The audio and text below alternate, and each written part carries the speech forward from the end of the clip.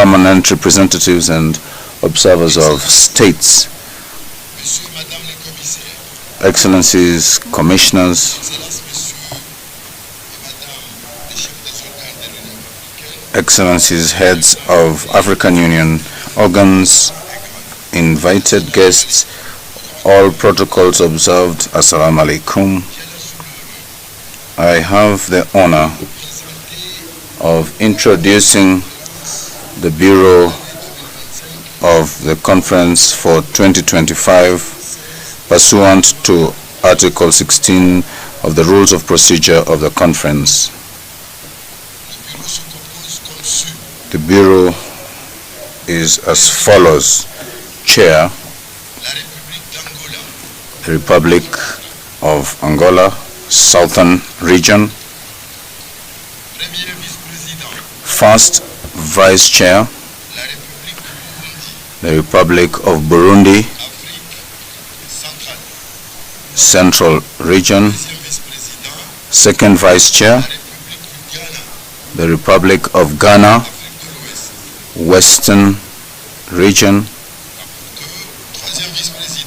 Third Vice Chair, Jamhuri ya Muungano wa Tanzania, Eastern Region. Apologies. Rapporteur, the Islamic Republic of Mauritania, Northern Region, which is submitted for your approval. Thank you, Excellencies. Thank you, Your Excellency, and congratulations for the new elected Bureau.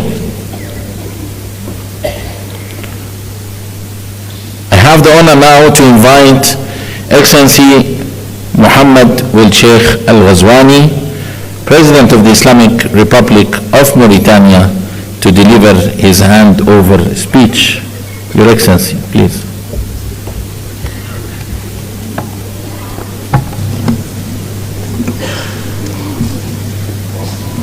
Je voudrais remercier mes chers collègues. I wish to thank my peers, heads of state and government, members of the Assembly, for having elected me at the head of the African Union as President for the period 2024-2025. Together, we have worked to advance the integration agenda on the continent. I wish to thank you for all the support and to thank you for the unflinching support that you gave me, contributing to the success of Mauritania and the entire continent in pursuing this lofty task. I will now call upon my brother, President João Lourenço, to hand over the baton, to him, and I wish him success in this endeavor. Thank you.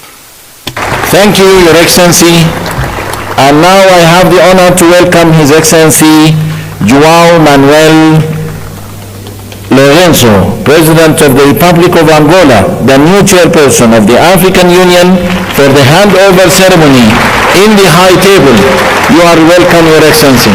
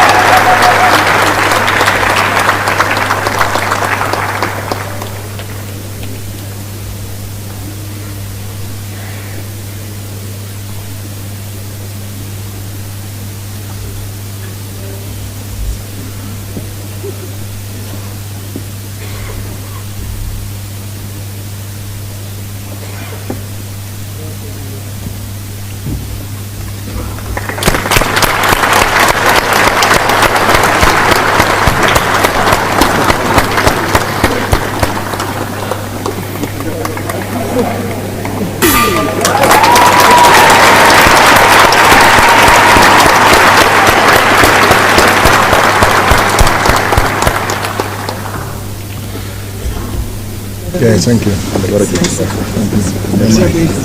Obrigado.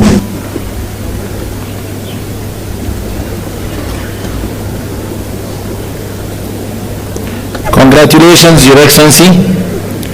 Allow me now to call His Excellency João Manuel Lourenço, President of the Republic of Angola, Chairperson of the African Union, to deliver his acceptance speech. Your Excellency.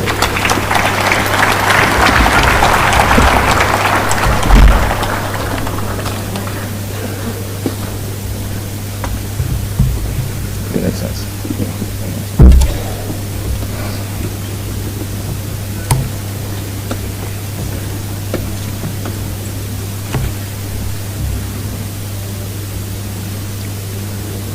So much. His Majesty Mswati III from the Kingdom of Eswatini. Your Majesty Letsi III from the Kingdom of Lesotho. Your Excellency Mohamed Ould Ghazouani, President of the Islamic Republic of Mauritania and the outgoing President of the African Union. Excellencies, Heads of States and Government. Your Excellency Abiy Ahmed Ali, Prime Minister of the Democratic and Federal Republic of Ethiopia. Excellency Antonio Guterres, Secretary General of United Nations. Excellencies, representatives of heads of states and governments. Your Excellency Musa Faki Mahamat, Chairperson of the African Union Commission. Members, Excellencies, and President Mahmoud Abbas, President of the Palestinian Authority, and our guest of honor, Excellencies, members of the Diplomatic Corps accredited in Addis Ababa, ladies and gentlemen. I would like on the outset to deeply thank His Excellency Prime Minister Abiy Ahmed from the Democratic and Federal Republic of Ethiopia and his people for once again, as it always the habit each year in February, that they host the most important meeting of the African Union. I would like to thank them for the warm welcome and hospitality that was accorded to us since our arrival in this beautiful country. I would also thank Mohamed Ould Ghazouani, President of the Islamic Republic of Mauritania and the outgoing President of the African Union for the proactive way, dynamic and proactive way that he led our organization during his tenure. We were able to carry out through his mandate actions that contributed to the achievement of the main objective defined by our organization for the last year that just ended. And we also built educative systems that are strong to allow quality education for African citizens, taking into account the better performance of our continent at the global stage, taking into account the objectives of the Agenda 2063 of the African Union and Agenda 2030 of the United Nations. Excellencies, you are leaving us a great legacy. It's upon us now to continue to work and capitalize on your work that you leaving for us. And I count on your support and experience, as well as the support of all the other African countries, so that Angola can also undertake a presidency that will be at the level of our expectations, and that we can also add our efforts for the achievement of the development goals of our countries together with the achievement of Agenda 2063 in all our efforts in building the Africa that we want. My thanks are also addressed to all the African countries, but more especially Southern region, for the trust entrusted to us in order to lead in 2025 the African Union at a time when our continent is faced with major challenges related to peace and security, which are a blockage to many initiatives and actions that we want to undertake for the development of our nations. As you all know, it is the first time that Angola is assuming this major responsibility of leading the destiny of our continent in the coming 12 months. But we are going to look attentively to the problems of Africa, and we are going to contribute with our experience to finding solutions to peace and security, and for the implementation by member states of our economic policies, social policies to promote progress and development of our continent. This is very important for us. The fact that we are assuming the chairship of the African Union in 2025 at the time we are also celebrating 50 years of our independence, national independence.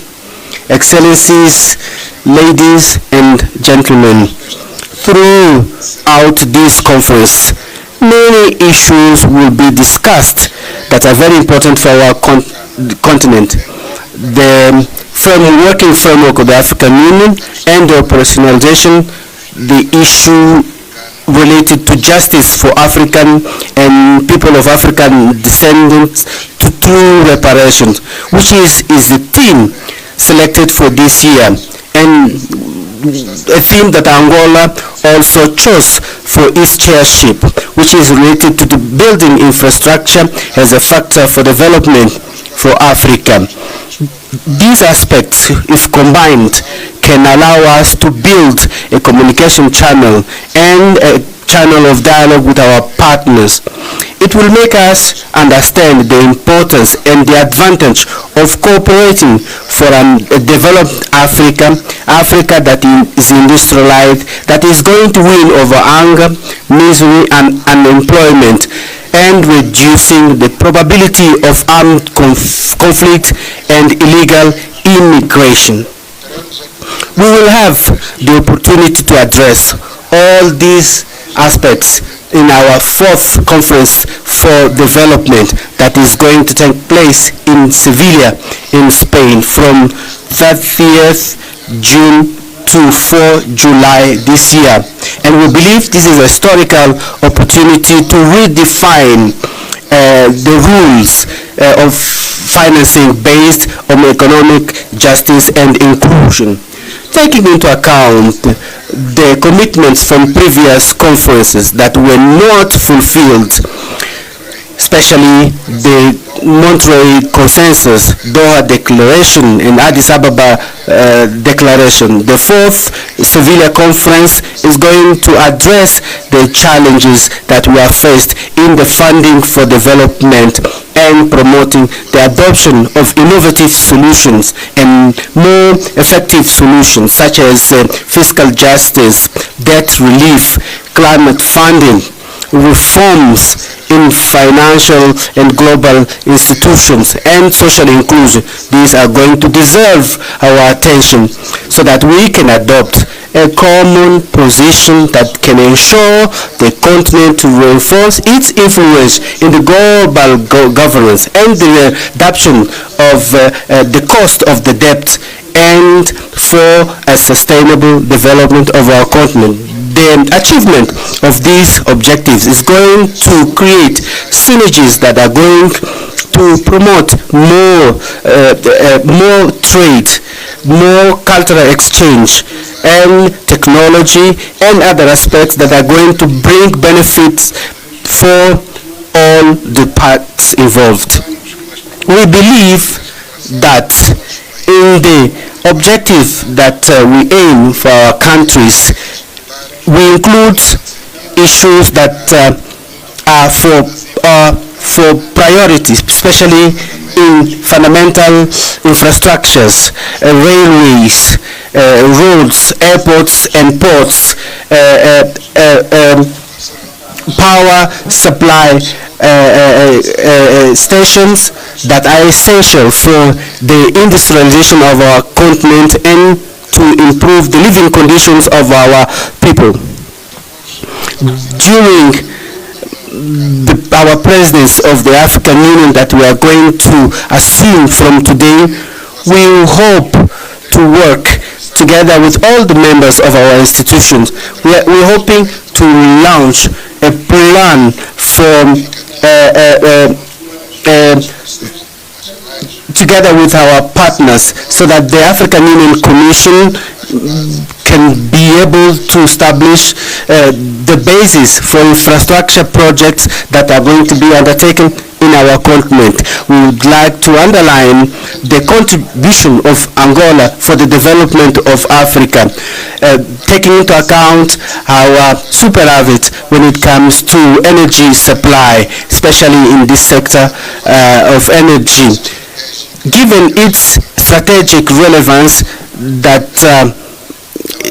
it have in the transportation of goods and in African trade between Africa and within Africa, taking into account the Lobito corridor and the Tanzanian railways that we believe are going to play a major role in connecting African countries and in promoting the trade that we want to achieve, especially under the AFCFTA. Taking into account what I've just said, I believe that we should come up with a well-defined strategy in order to yield the benefits. I believe that by integrating G20, it's essential in ensuring that Africa plays an active role in global decisions.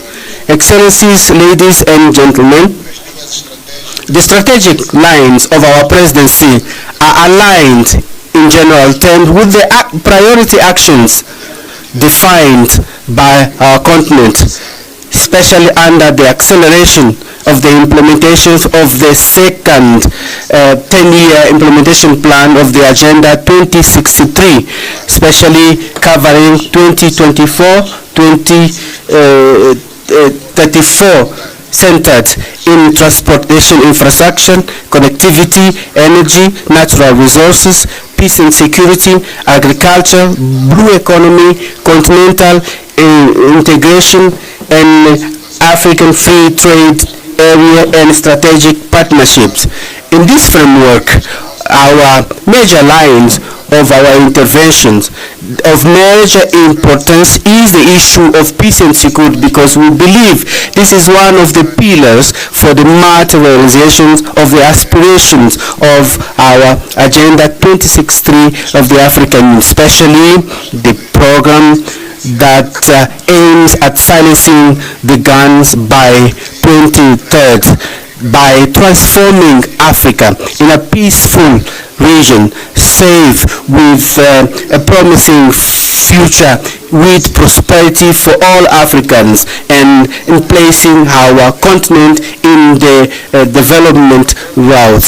In the reports of our activities undertaken as a champion, AU champion for peace and reconciliation in Africa, I made a detailed presentation, the activities that I undertook in helping the achievement of peace in our continent, especially in the eastern region of the Democratic Republic of Congo. I will also present my vision on what I believe that is essential to be taken into account in the future in order to put an end to the conflicts in Africa and in order to address the challenge of unconstitutional change of government, terrorism, invasion and occupation of neighboring countries. We also have major challenges related to natural disaster resulting from climate changes and Marburg, cholera and other diseases that are affecting us, and call on us to unite our efforts in order to find collective solutions for their elimination. In this perspective, I believe that it's essential that the third conference on the oceans that is going to take place in France is an opportunity for us to address the main concerns of this topic and that are affecting our continent.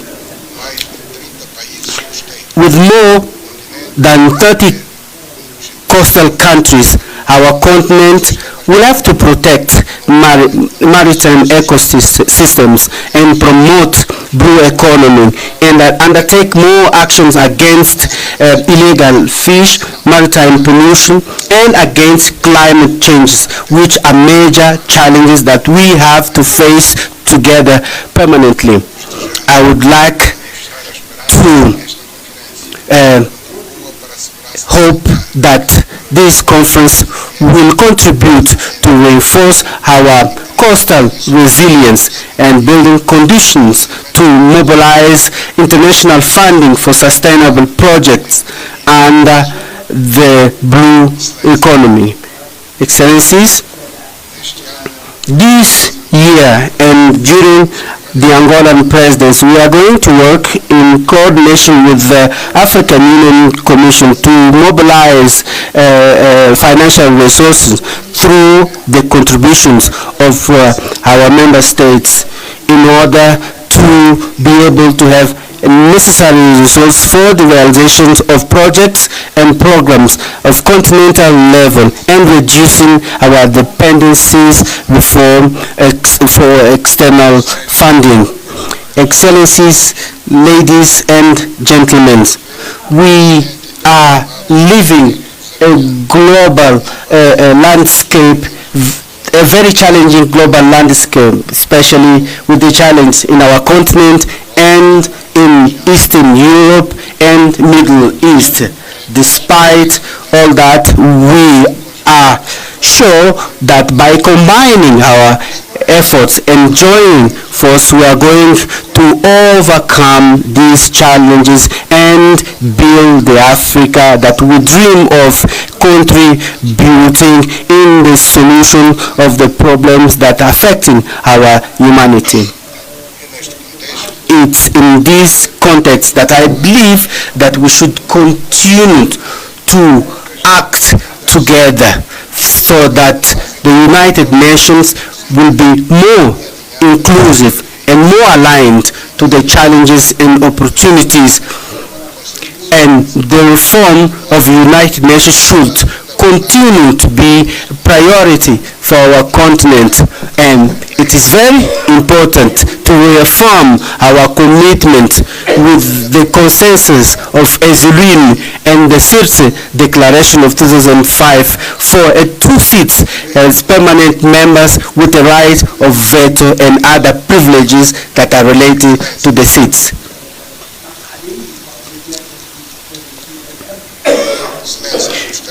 Excellencies, I would like to call on you, your best contribution, so that our presidents of our continental organization that we assume today can take part, can happen in a climate of understanding and the dynamics that is necessary in this long work that we together undertake for the transformation of Africa as a continent that rich and prosperous for its people.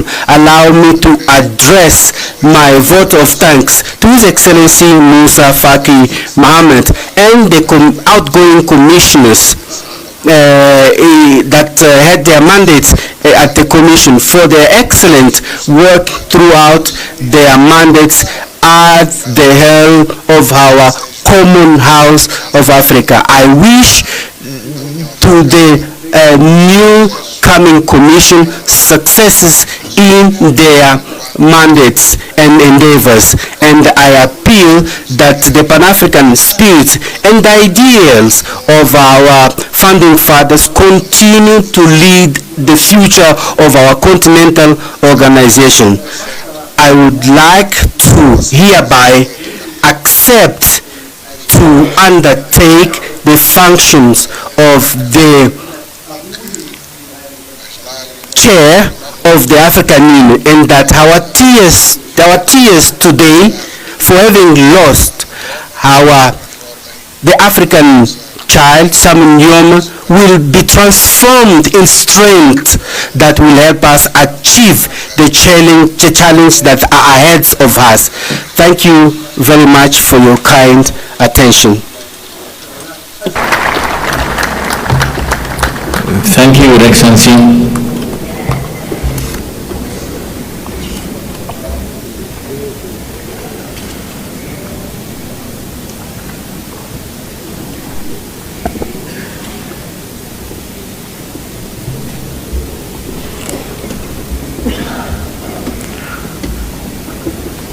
Excellencies, ladies and gentlemen, in introducing the theme of the year 2025, Justice for Africans and People of African Descent through Reparations, it is now with great honor that I welcome Her Excellency Dr. Monique Nzanza Baganwa, the Deputy Chairperson of the African Union Commission, who will share her introductory remarks.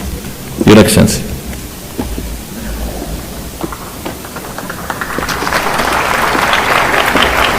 Then we will introduce Barbados.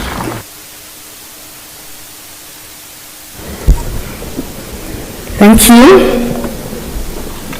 Your Excellency, the Chairperson of the African Union, Your Majesties, Excellencies, Heads of State and Government, Your Excellency and dear brother, the Chairperson of the African Union Commission, ladies and gentlemen, in the interest of time, allow me to stand on already established protocol.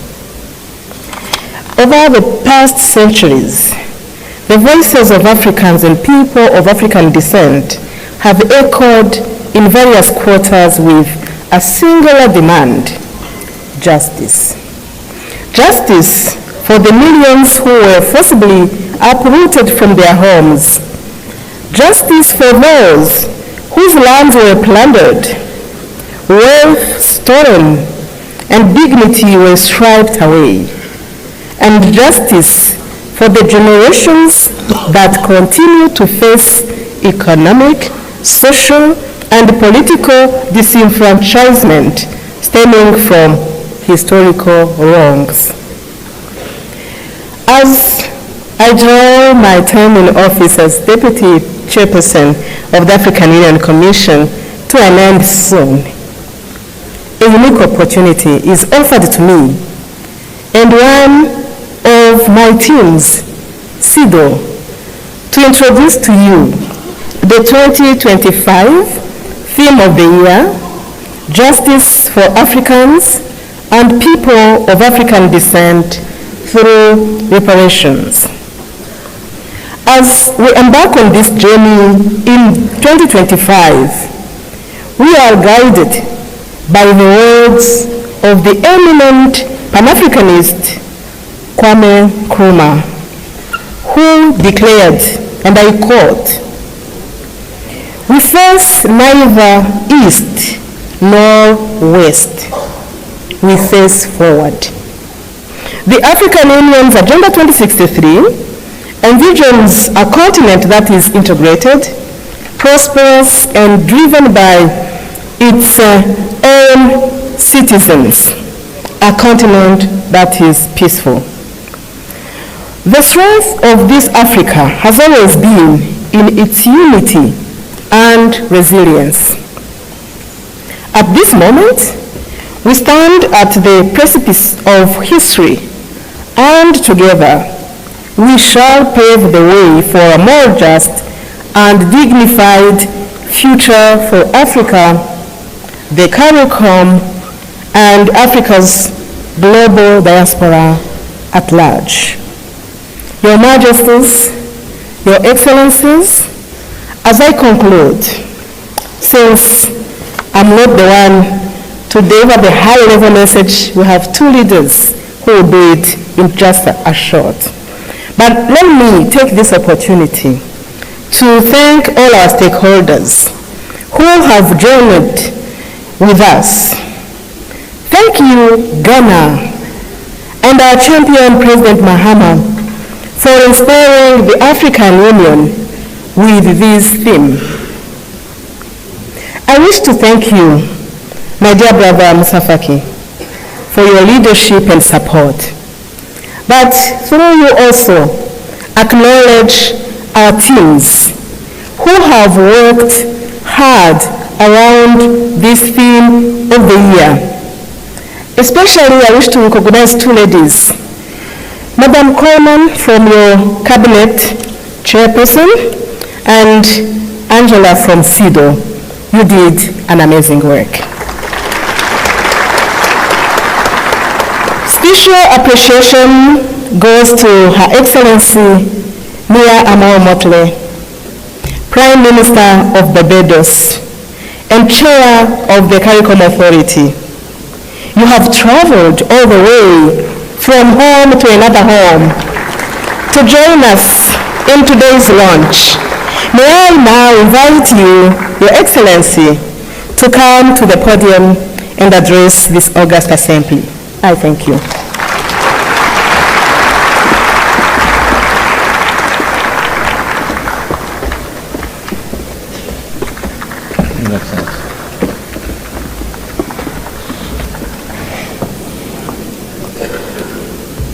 Thank you very much, Madam Chairperson, Your Excellencies,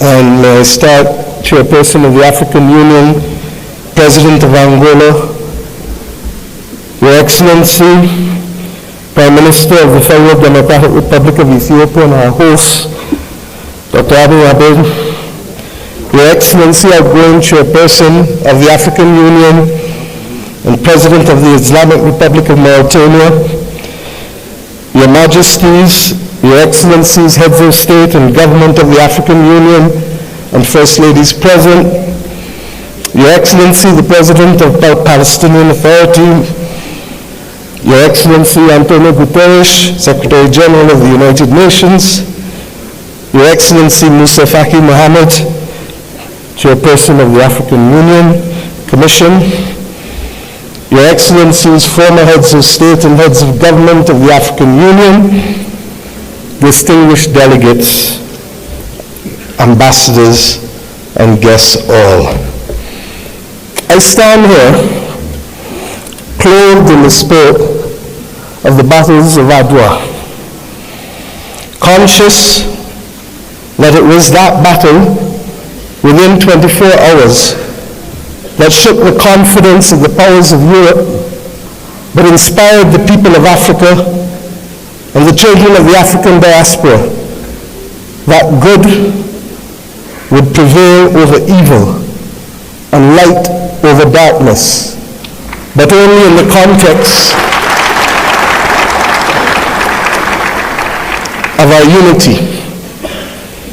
I stand here conscious that it was that battle that forged the beginnings of Pan-Africanism that eventually led to the movement for independence and the destruction of the colonial powers to give us not full development and power, but the first steps of political independence. I stand here conscious and buffeted by the dreams and works of the great Pan-African pioneers, and conscious that as a children of the Caribbean, we have long dreamt for the moment of unity with our brothers and sisters of Africa. a division that was secured by those whose success and survival depended on separation of us rather than on the ability for us to act as one common people.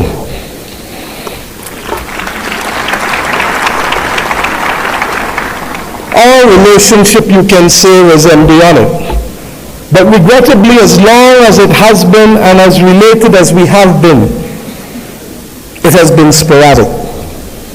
And it is up to us as the children of independent states to determine whether the history of separation shall be our future or whether the spirit of Ababa can be our inspiration to confront the challenges of a new world.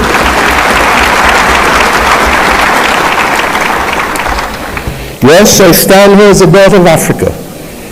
I stand here equally as a proud Prime Minister of Barbados, a country which is the first landmass that you reach after you leave this great continent of Africa.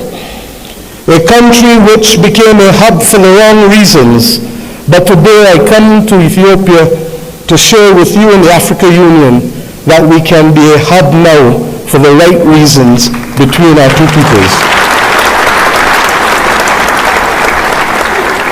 I stand here as the proud chairman of CARICOM, the Caribbean community, recognizing that as a member of the 6th region of Africa, we have come to reclaim our Atlantic destiny.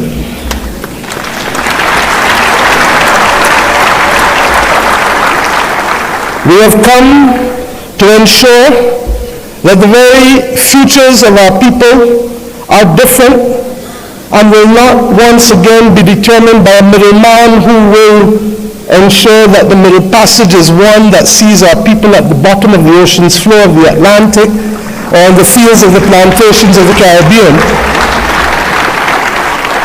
but instead that it will be a future that sees our people, hears our people, feels our people, and that will determine in future that it is we who shall forge the manner in which we cooperate, integrate, and invest, rather than simply being victims of a past history. I stand here equally as the chair of the V20, 70 countries across the world that are climate vulnerable, 40% of whom come from this great continent of Africa, recognizing that it is only through unity that we can confront the existential crisis of our generation, that of the climate crisis. The Secretary General of the United Nations has already laid out, ably so, many of the iniquities that we continue to face in spite of political independence.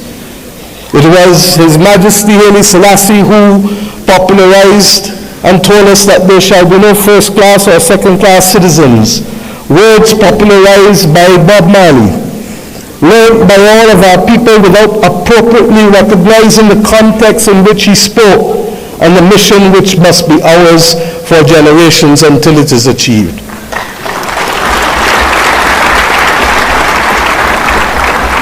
He told us that there would be war if there were first-class and second-class citizens. He told us that there would be war if the color of our skin was more significant than the color of our eyes. And we see here in the continent the continued descent into conflicts, born out of ethnicity differences, born out of a mad grab for resources, not invariably for our own benefit, but for the benefit of others who seek to use our people as pawns in the determination of their own future. But we stand here as proud people, and we have enough among ourselves to know the difference between right and wrong, and to forge a future that is not for a few, but for the many. Indeed, as the world confronts the climate crisis, it is the poorest of the poor who remain the most vulnerable to floods and droughts and hurricanes. It is the poorest of the poor, and soon to be the middle of the middle, who will no longer be able to access insurance and therefore to be able to forge ahead with development if we do not make changes. We have examples of a partnership that have worked for us, not just from the spirit of Adwa and the conquest and the rise of the Pan-Africanist movement in our history, but within recent times. During the COVID-19 pandemic, it was the African Union, under the leadership then of President Ramaphosa, and with the assistance of Dr. Tedros of the WHO, that recognized that the Caribbean, which was being marginalized by denial of access to basic therapeutics, basic medical equipment, to vaccines, that we should not be left as pariahs on the global landscape, but that our brothers and sisters in Africa would bring us through the Africa Medical Supplies Platform to be able to ensure that we could secure for our own people.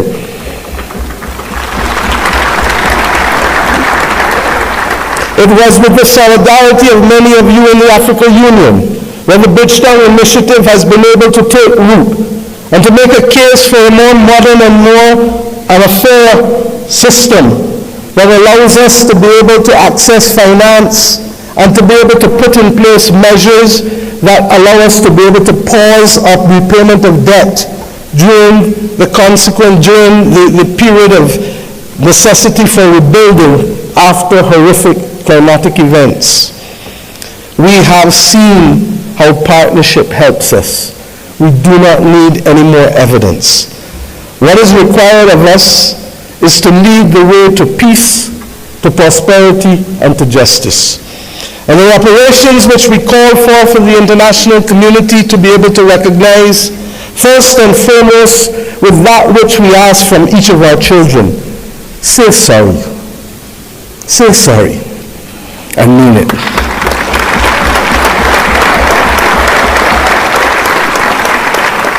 And after you say sorry, recognize that the future of the world is not possible without the stability of Africa and its diaspora. For as long as hypocrisy and double standards remain, it will be impossible to secure stability and peace in any nation across the earth. The reparations that we call for, beyond sorry, must be for fair access and development and compensation, because we each started the journey of independence with a chronic deficit of resources, a deficit of fairness, a deficit of opportunity. And it is up to us, many of us in the second and third generation of independence, to be able to frame out fairly in a mature conversation what those reparations must look like if we are to attain justice and to inspire the young people of this world that good must always prevail over evil. But it is not only the reparations that we ask from the international community, because we ourselves must repair the damage that was foisted on us. The notion that transit visas, begging for them, must be the lot of our people in order to move across this world cannot be something that gives us satisfaction.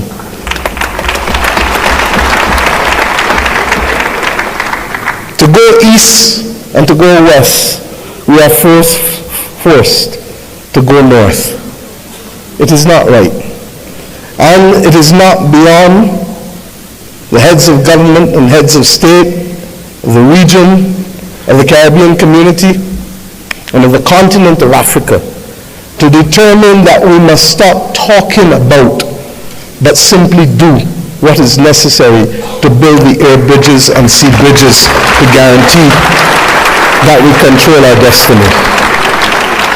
I ask us to reflect on this because it is this simple act, apart from our music and our culture and our food, that would guarantee that it is not simply heads of government and heads of state that will meet in Accra or Bridgetown, but it is ordinary people who will be able to trade and to move from the closest point of Dakar to the closest point of Bridgetown, to be able to open up the opportunities that technically ought to be available not just simply through the Africa Free Trade Area or the CARICOM single market and economy, but through the combined opportunities provided by both.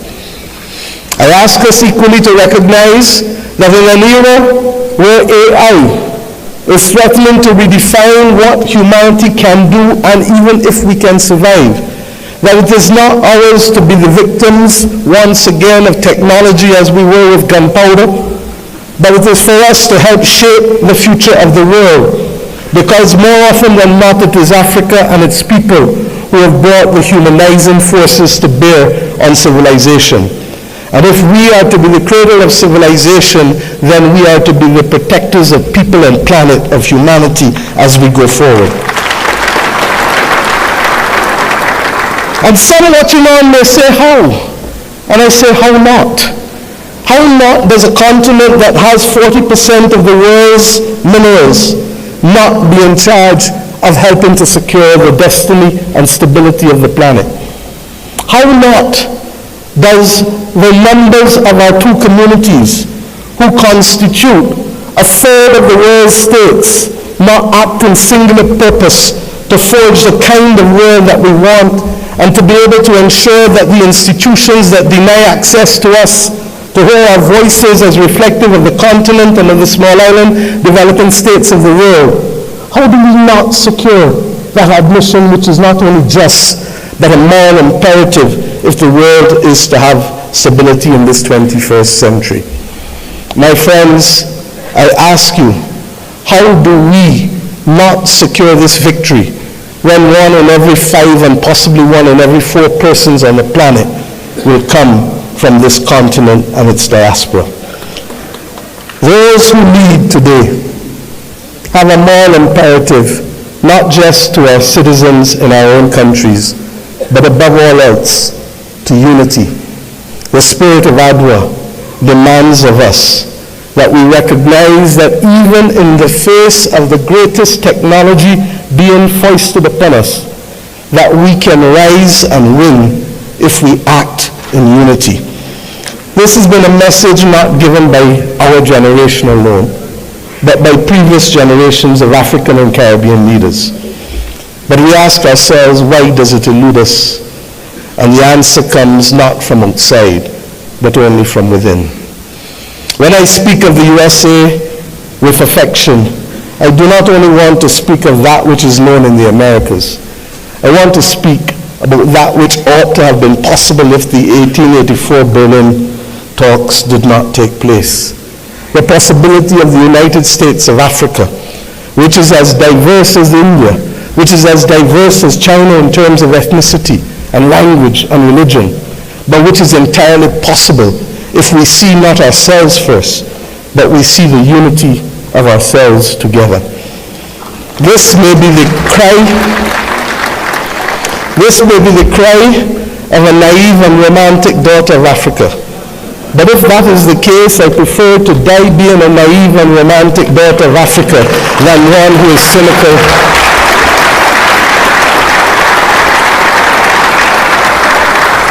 and one who is daunted by the actions and power of others. We know what it is to stand in unity with you to fight apartheid and to fight for the liberation of the peoples of Africa. For when President Castro stood to send people from his own country to Southern Africa to free your people, it was in my own country that the planes refueled, ensuring that that battle was possible. And when 100 years ago almost, a Barbadian man and woman left our nation and left the United States to come here, Arnold and Mignon Ford, he wrote the anthem and lyrics of the anthem of the United Negro Improvement Association, UNIA, and his wife dared to establish a co-educational school here in Ethiopia, ensuring that boys and girls could receive education in a time and at a time when war was dominating the global landscape. They chose to see light rather than darkness. I ask us today in tangible terms that will allow our people to travel, that will allow us to pool our investments to ensure that the people of Africa not be denied the electricity that is so necessary as a platform for participation in the new world. I ask us not only to pool that investment, but to also ensure that we pool our voices, because there is too much division in this world today. There is too much war and there is too much conflict. And we know what precipitates and causes that. If we leave Addis Ababa with the commitment that the world is not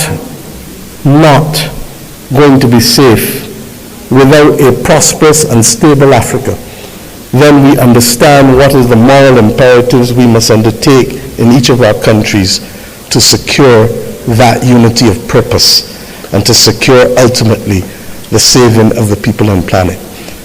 I ask you today to recognize that, and I thank Prime Minister Abiy Ahmed for agreeing that the first in-faith summit of CARICOM and the African Union should take place here in Addis Ababa on the 7th of September of this year of our Lord.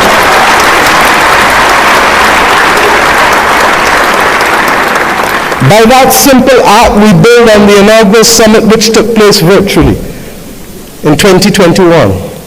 But more importantly, we seek to regularize and to establish as a permanent point of interaction the unity of which I speak and call for. And I ask you as I leave this podium to recognize that we too in the Caribbean want to see you. Indeed, in my own country in Barbados, we will celebrate the Caribbean Festival of Arts, the 15th CariFesta, from August 22nd to August 31st. And we do so not only asking for those from Cuba and Bahamas in the north, to Venezuela, to Suriname and Guyana in the south, to Belize in the west and the eastern Caribbean to come together to express our commitment to each other creatively through food and fashion and music and dance and art and sculpture, and talk of philosophy, talk of religion, talk of who we are, talk of the future. I ask us to recognize that we celebrate this year our resilience, and that we do so not only asking the people of the Caribbean to come, but the people from whom we came here in Africa, in India, in China, and the continent to which we went, in particular in Central America and Latin America. This is our moment to show the world that we were not simply apostrophes to the history and the modern history of humanity, but that truly we are the ones who can level the playing field and to create the opportunities that will allow the world to see people, hear people, and feel people, and to value the planet and its biodiversity at the very time when it is greatest in crisis. Let us remove the scars of history and be firm craftsmen of our fate, recognizing that the only people who can stop us now are we, but ourselves. We have to emancipate ourselves from mental slavery and to build the future that our people want of us, and to give them that pride that is theirs.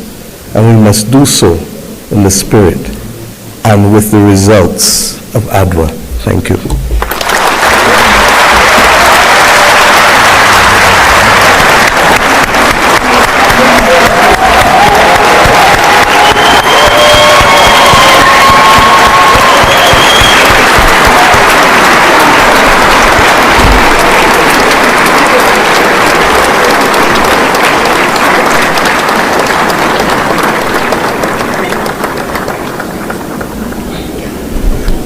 Thank you, Your Excellency, Prime Minister of Barbados, Chair of the Caribbean Community, CARICOM, for a global call for the African Union theme of year 2025.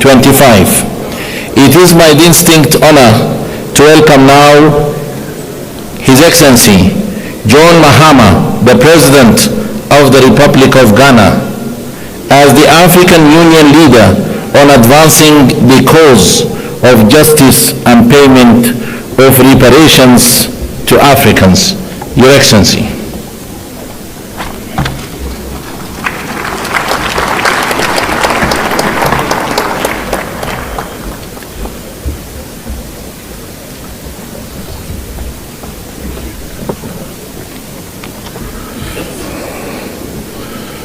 Thank you.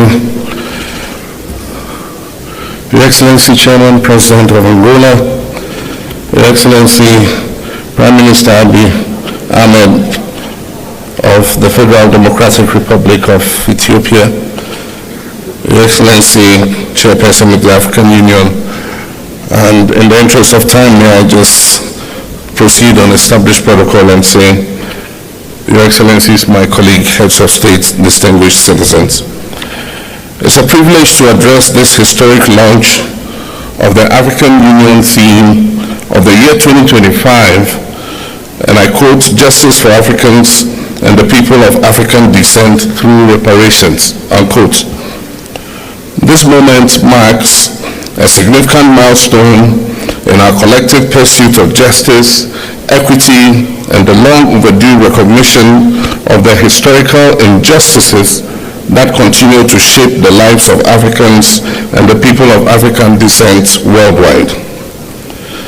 At the 37th Ordinary Session of the Assembly of the African Union in February 2024, our heads of state and government made a landmark decision to dedicate the year 2025 to the cause of reparatory justice. This decision underscores our collective commitment to addressing the historical injustices and their lingering consequences that have impacted generations of Africans and people of African descent. It aligns with our broader struggle for liberation, unity, and socio-economic empowerment as enshrined in Agenda 2063, the Africa we want, a vision for an integrated, peaceful, and prosperous continent.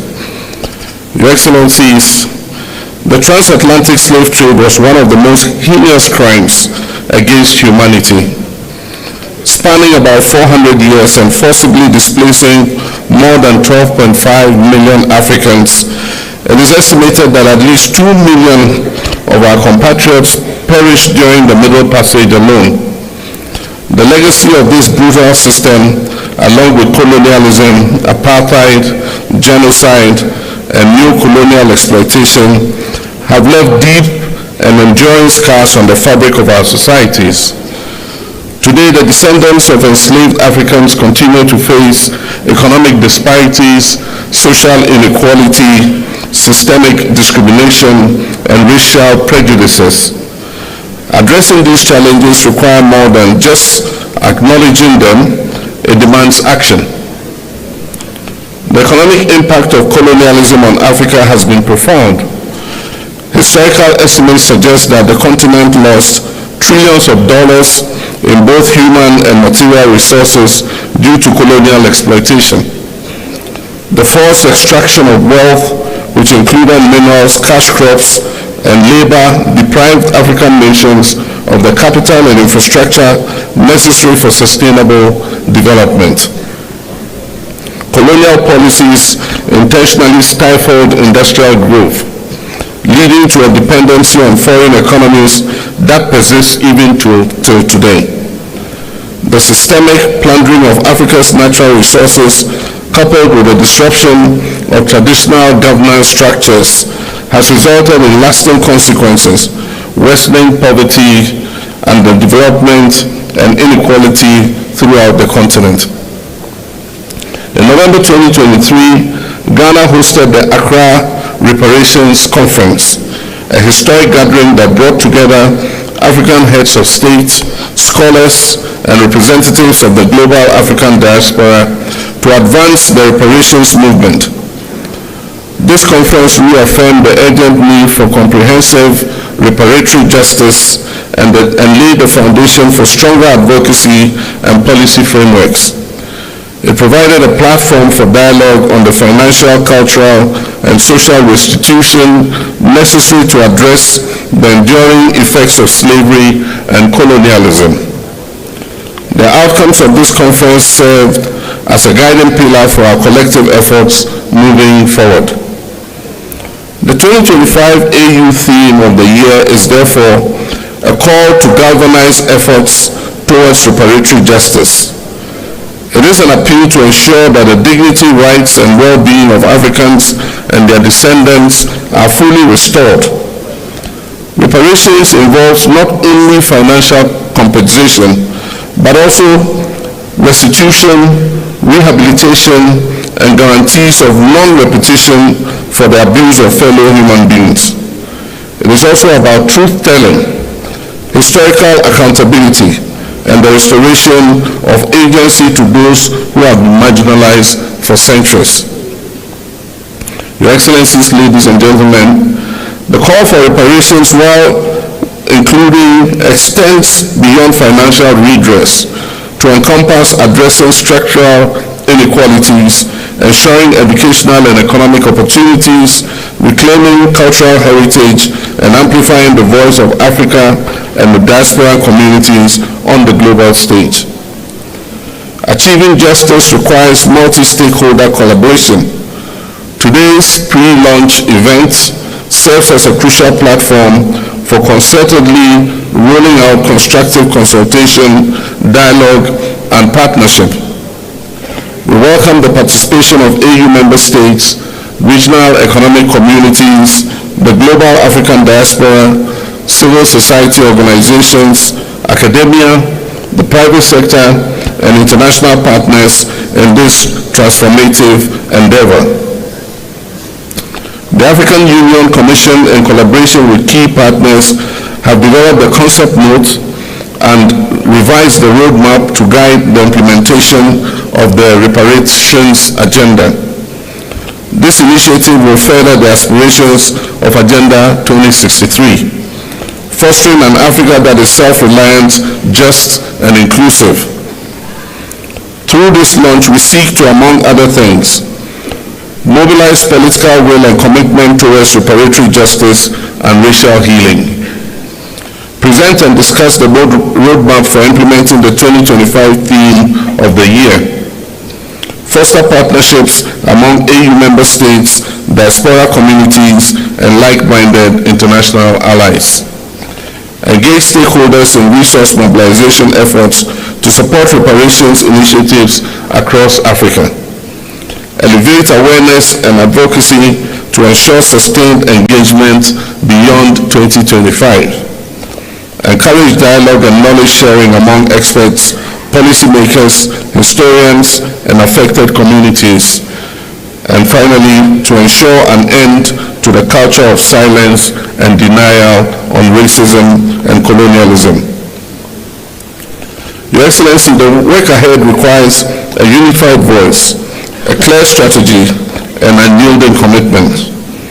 Today, we reaffirm our commitment to working together to develop policies and frameworks that will support reparations efforts across Africa and beyond. We must continue to advocate for stronger legal and institutional mechanisms at the national, regional, and international levels to ensure that reparatory justice for the historical trauma inflicted on global Africa is not just a conversation, but a reality. Your Excellencies, ladies and gentlemen, to conclude, I wish to express Ghana's unwavering support for this critical initiative. Let us seize this moment with the determination it deserves as we work together towards a future that is fair, that is just, and equitable for all Africans and people of African descent, and by natural extension, the uplifting of all humanity. I thank you.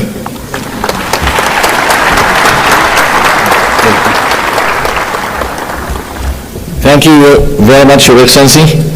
Allow me now, Excellencies, ladies and gentlemen, to move to the family photo while calling the rest of the respective delegates to remain in their seats. Remain in their seats, please, to ensure the smooth organization of the family photo. Allow me this time to call Excellencies and Honorable Heads of States and delegates in an organized manner to proceed to the photo session location. Allow me now to start by calling distinguished presidents from Liberia, Libya, Madagascar, and Malawi. Please Please follow our protocol team to the family photo. There is only one door open for the family photo, which is gate number 5. Please, protocol teams, lead our leaders to the family photo. And then the second row, please. Distinguished presidents and heads of states from Cape Verde, Cameroon, Central African Republic, Chad, Comoros, Congo, Cote d'Ivoire, Democratic Republic of Congo, Djibouti, Egypt, Equatorial Guinea, Eritrea, Swatini, the Gambia, Ghana, Guinea-Bissau, Kenya, and Lesotho. Please follow our protocol team to the family photo. Excellencies, presidents and heads of delegations from Sierra Leone, Somalia, South Africa, South Sudan, Tanzania, Togo, Tunisia, Uganda, Zambia, Zimbabwe, Algeria, Benin, Botswana, and Burundi. Please follow our protocol team to the photo session location. Honorable presidents and heads of delegations from Mauritania, Mauritius, Morocco, Mozambique, Namibia, Nigeria, Rwanda, Sahrawi Republic, Sao Tome and Principe, Senegal, Seychelles, please follow our protocol team. Excellency Prime Minister of Barbados. They went? Okay.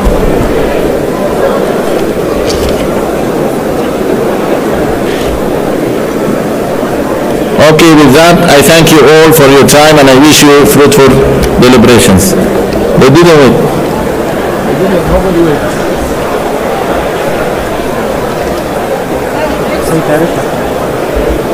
Yes. They will change. I have my team.